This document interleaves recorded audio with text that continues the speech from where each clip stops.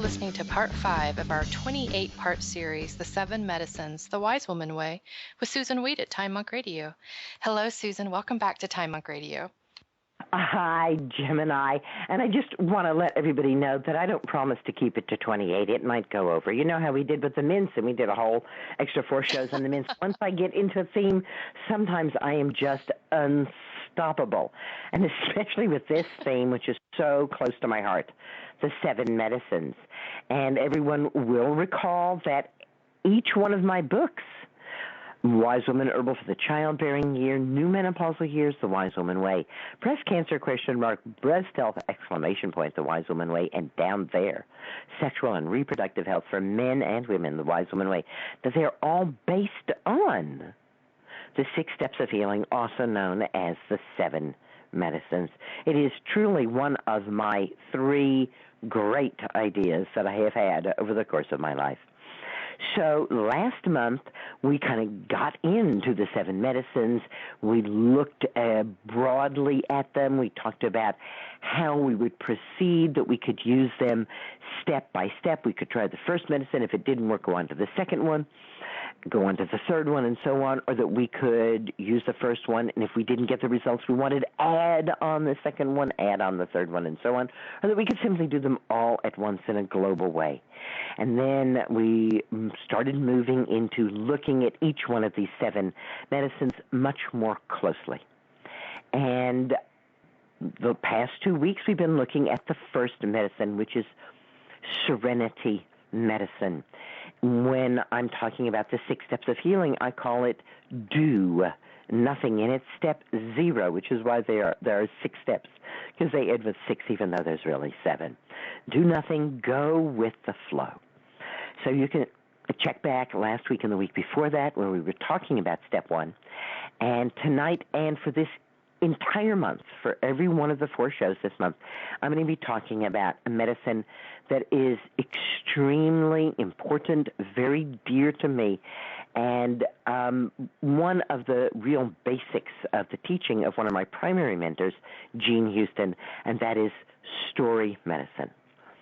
The second medicine is story medicine. And one of the things that Gene Houston has always said to us is you have to know what the story is.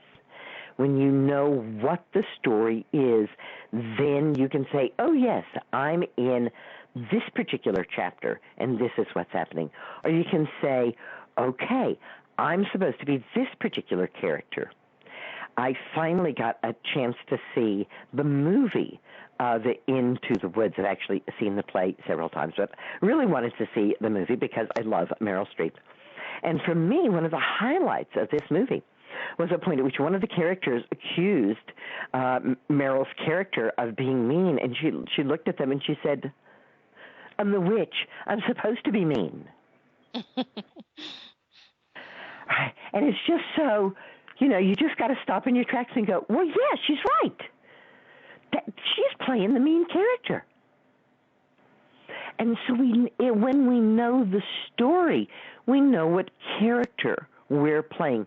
And often we find that there are family stories. For instance, in my family, I know a little bit about why, but not very much about why. It was decided in my family of origin that Susan had no skill of any kind in womanly things, that I was much more oriented toward out in the world, and don't look to Susan to wash the clothes or wash the dishes or sweep the floor or dust the furniture or, heaven forbid, and make any food. So that when I went to visit my parents, I was never expected or even wanted to do any of those things, despite the fact that I can do them all quite well and I'm a really excellent cook. And rather than being annoyed by this, I took great pleasure in the fact that this was my family story and this was the part I was supposed to play. Many of us somehow feel that our parents of all people in the world should know us the most and should be there for all of our changes. And yet, I think that most of us could agree that our parents are the last people who are going to be there for our changes. To our parents, we're are always in a story of their making. I was doing some interviews of some local elders, and this one local elder that I was talking to, who was in his 80s, kept talking to me about his baby boy, and his baby boy this, and his baby boy that. Now, why was I so shocked when his baby boy walked in and his baby boy was 68? Because, of course, I was in his story, wasn't I? Yes. I was in his story where the 68-year-old man is still his baby boy. And what a shock for me to see, the baby boy has grown up, has grandchildren of his own. So we can rail against it, we can struggle against it, we can try to beat back the story, and yet how much more fun we can have if we simply know the story and say, oh, okay, this is my part in the story. My sweetheart is a Shakespearean actor, and he's never been afraid of playing the villains. It's never been a problem for him to play the villains. He has, in fact, taken a certain satisfaction in playing the villains, and there are plenty of villains in Shakespeare. And as he moved past his 65th birthday, he decided that he needed to do something really different, and that from that point on, he was going to play the fools. He was going to play the clowns, of which there are many also in Shakespeare. And his comment about that, I think, is very, very telling. He says, wow, he says, I had no idea how hard it was to be the fool. He says, when I'm the villain, I go on stage, I look menacing, I go, rah, rah, rah, rah, and that's it for the rest of the play, I'm the villain. He says, but when you play the fool, you got to go on the stage, you got to make a fool of yourself, and then you got to come back in the second act and do it again, because it's not like you get off like you do on the villain. As soon as you do one villainous thing, you're the villain forever, but you have to keep renewing yourself as the fool. And I thought, again, how interesting that we are willing, all of us, to cast people in that villain role and say, that's it, and you never get out. And yet the people that are funny and that are loving, we make them keep proving it over and over again. So when we start to look at story, we begin to understand how deep story medicine is and how entwined it is with everything that we do. You know, I often talk about the three traditions of healing. The scientific tradition, which measures and fixes. The heroic tradition, which balances and cleanses. And the wise woman tradition, which nourishes wholeness. And to go further, I say that nourishment is a three-legged milking stool. And the three legs of our stool of nourishment are, yes, what we actually eat, what most of us think of when we say nourishment. But another leg of that stool of nourishment is ritual. And this doesn't have to be big, a procession of thousands of people through the street ritual. This can be as simple as saying a grace before you eat. And it is truly, to my heart and my mind, one of the nourishments that modern industrialized civilizations and those who live in them are lacking. Machines don't have or need rituals. It's human beings who need rituals. Machines don't need to be nourished in that way, but human beings do. And we take an enormous amount of nourishment, which helps us in many, many ways through the very simple rituals that we have. I'm blessed to live in an area where there are still people living in this area whose parents lived here, whose grandparents lived here, whose great-grandparents lived here, people who really have a deep and long connection to the place that they're in. And I see how the stories and the rituals of these places are so important to these people. I was walking with my friend Yvette down the road named after Farmer John's family, Farmer John Rolson. We were walking on Rolson Lane, and we stopped and talked to Farmer John, and we were standing by a very, very nice lilac bush. It's just starting to go out of bloom. And it's a lilac bush. The flowers are like a quarter of the size. They're tiny little white flowers with the strongest, most delicious scent. And so we mentioned to Farmer John, yeah, the last time we walked, this was in full bloom, and we just stood here and sniffed it. And he told us the story of this bush and who planted it and why she planted it and how that bush has survived and who now owns the land that the bush is on and how that happened. And I felt such an enrichment from that. It's as though I was relating to that bush with all of my senses. I enjoyed the sight of it. I enjoyed the smell of it. I enjoyed being with it. And yet, when John told me the story of this book, it was like a whole other dimension opened up for me, the dimension of time. That I was with that in the three dimensions that I knew, but he opened up that fourth dimension, the dimension of time. And so story can do that. Our three-legged stool, nourishment, what we eat, ritual, the story of ritual, and compassionate listening. Because in Farmer John telling me that story, I was receiving nourishment, but he was also receiving the nourishment of being heard. So we were nourishing each other, and it's important to him to be able to tell those stories, because those stories keep all of those people in his family alive for him, so that his landscape and the place that he lives and the place that his children are growing up, because his two daughters, of course, are standing right there, hearing this story for who knows how many umpteenth times, and yet this is a very important part of story. We like story to be repeated. We don't want to just hear a story once and never hear it again. We want the story again. Have you ever read a book to a 3-year-old? And then read a book the next night? They want the same one, don't they?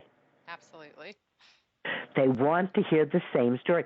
And woe be any reader of that book who changes a word in it. Because that 3-year-old has the book memorized and wants every word to be exactly the same. And this is also true within the story itself.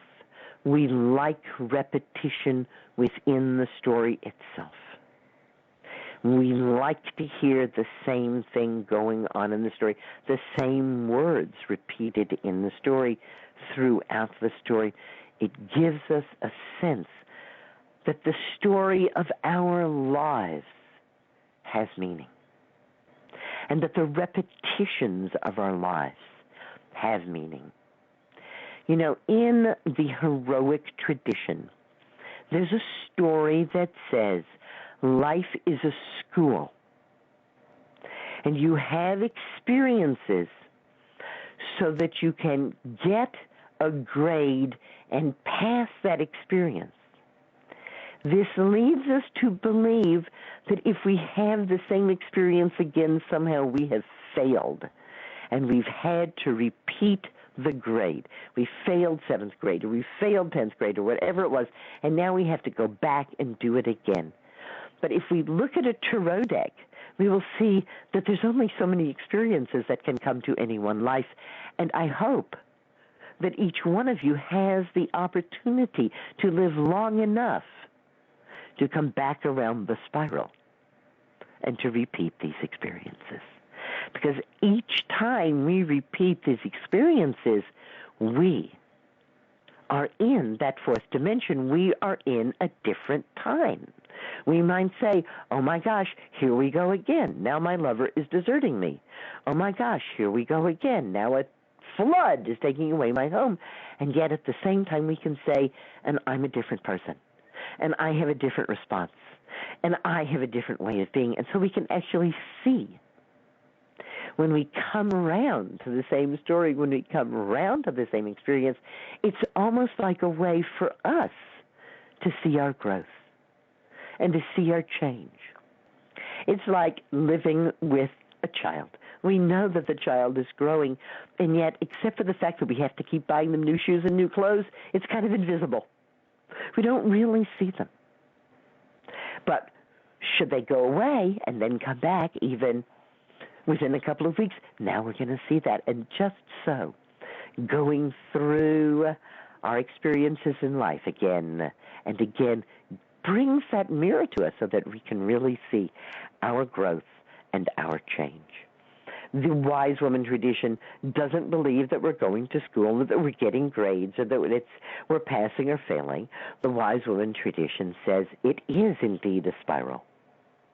And there are only so many places on that spiral. The spiral turns. You can see it as the great wheel of karma. But as the wheel of karma turns through time, it creates a spiral.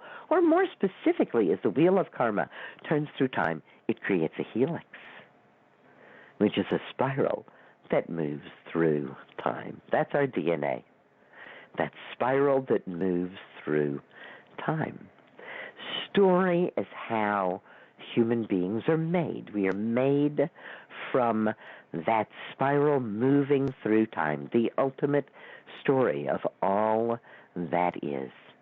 And so we are uniquely adapted to learn through story.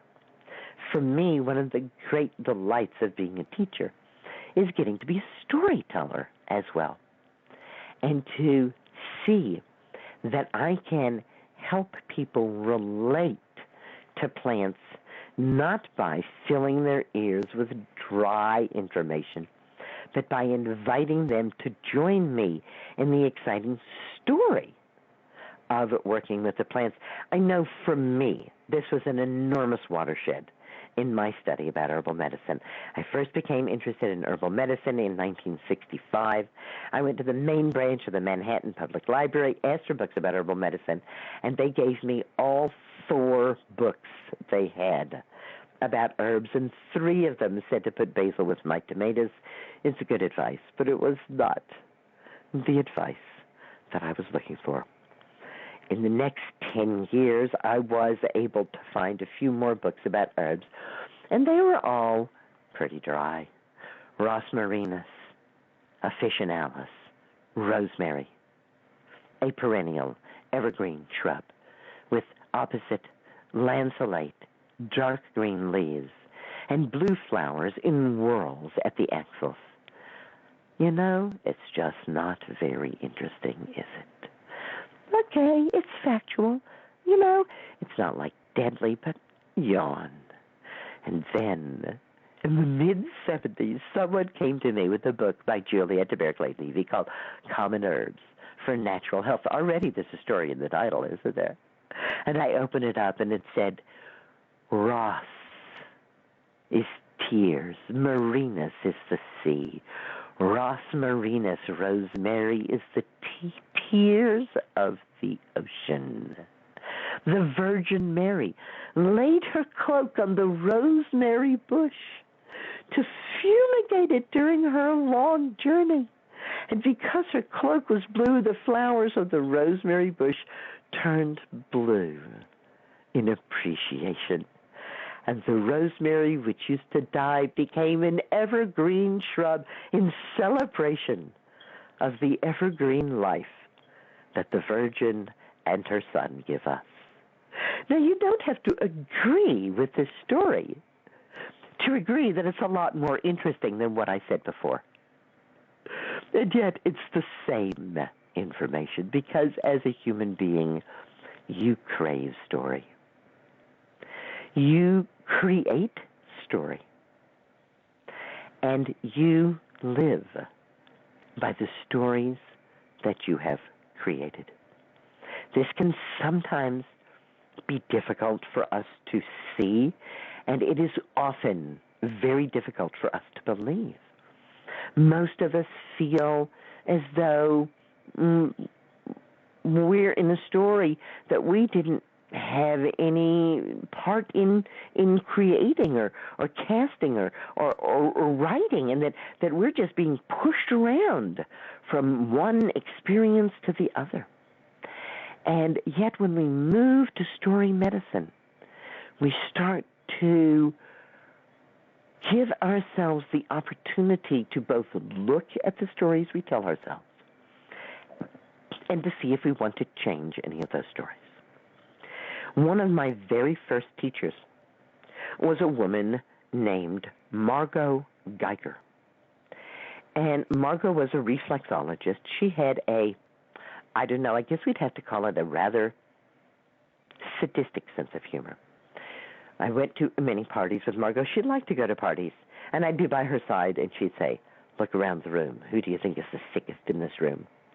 And we'd look around the room, and I'd say, "Well, maybe that one, and she'd say, "Yeah, that one." And she'd go over to that person. She would drop down at their feet. She would begin to caress their legs. She would take off their shoes, and before you knew it, the person would be screaming and writhing in pain as she knuckled at the underside of their feet. And she, yes, indeed, was chortling, and she was saying, "That's your liver." And they're like, "Wow!" And she's going, "I see your liver could use a little attention. This is your kidneys." Like, "Oh!" And the kidneys too, huh? And here's your large intestines. "I think we have some work to do together, don't you?" So this was one thing that Margot did, was to really show and teach me that the body is not just discrete units of stuff, but that it is a whole story and an integrated story. And then the other thing that we did with Margot was we met on a weekly basis to unthink. We had unthink sessions, and there were themes for each one of our unthink session. So the theme might be leftover food. And we would have to come to our unthink session. And we started our unthink session by putting out all of the stories about leftover food that we had. And she would write them all down. It's better to eat it than throw it in the trash. Right? There are children starving in. Name your favorite place. You have to eat the food. You can't leave it over. For me, it was children starving in India. For you, it might be children starving in Africa, Bangladesh, whatever. The mothers have a special place for all the starving children. I personally, as a child, could never figure out why my eating my dinner had anything to do with starving children anywhere else. It seemed like if they were really starving, maybe I shouldn't eat my dinner and send it to them, although that was never what was being put forward. Was because they were starving, I had to eat my dinner. And other stories that as we begin to look at them, we go, why do I believe this? Why am I running this part of my life according to these stories? Margot truly believed, and there's some very serious scientific evidence to back up her belief, that your body believes every word you say. In fact, there's a book by that name, that your body believes every word you say. Margot used to say, we'd like, again, she'd like to go to parties because she'd like to kind of take us to listen to what people were saying and what people's stories were, and point out to us how their bodies were like the stories they were telling. And she would say, hear what that person's saying? That person's saying that other person's a pain in the ass, She said, now I'm going to bet you anything you want to bet that person has really bad hemorrhoids, because everything in their life is a pain in the butt. And that's what they've created. They've created a pain in their own butt. She says, and what about the person who says, oh, you're a pain in the neck, you're a pain in the neck?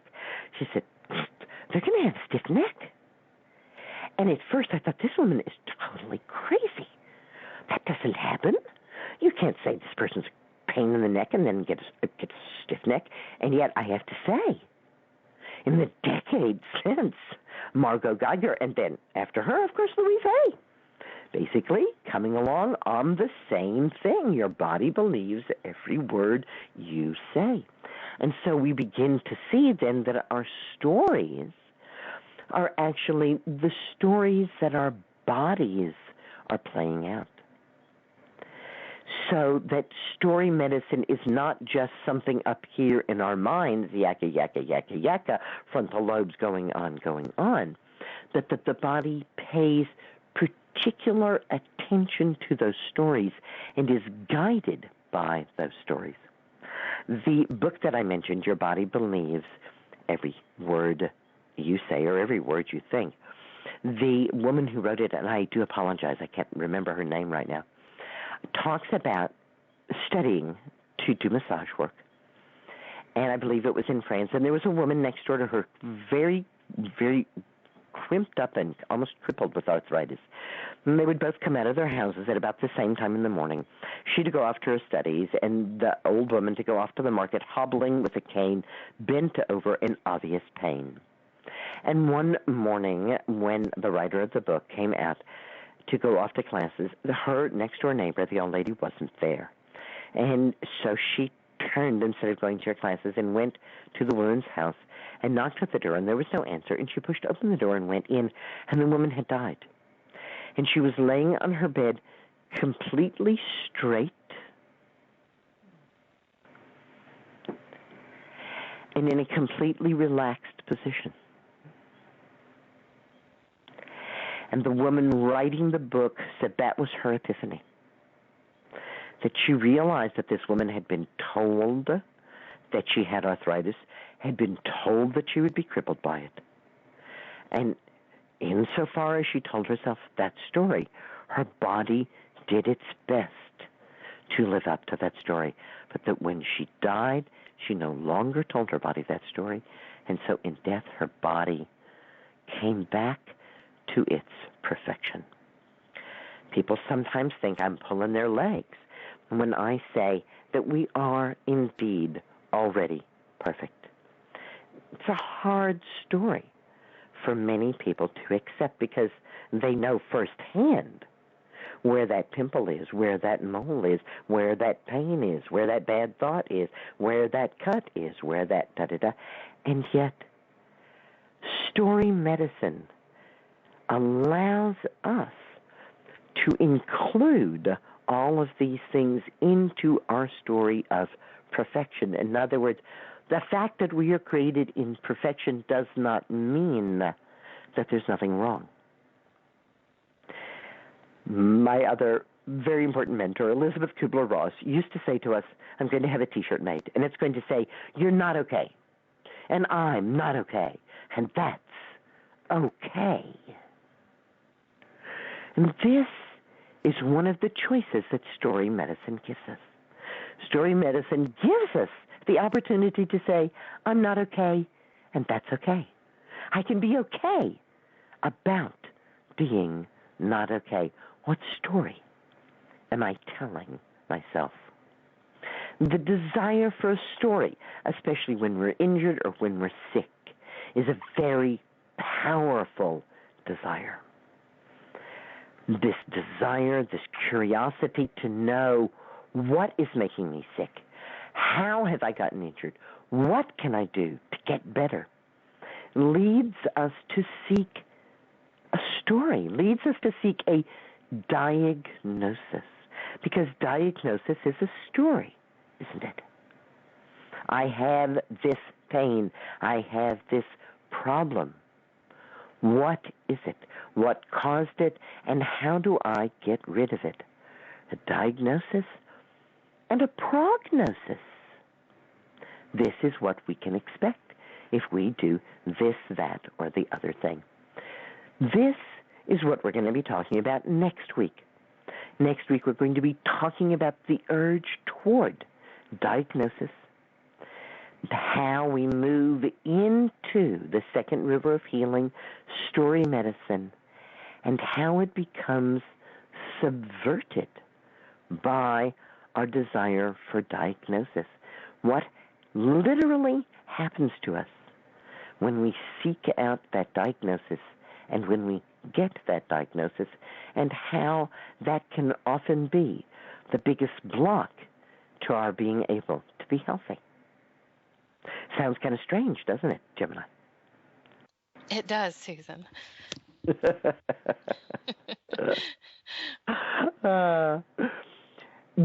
this make you think about stories that you have in your life?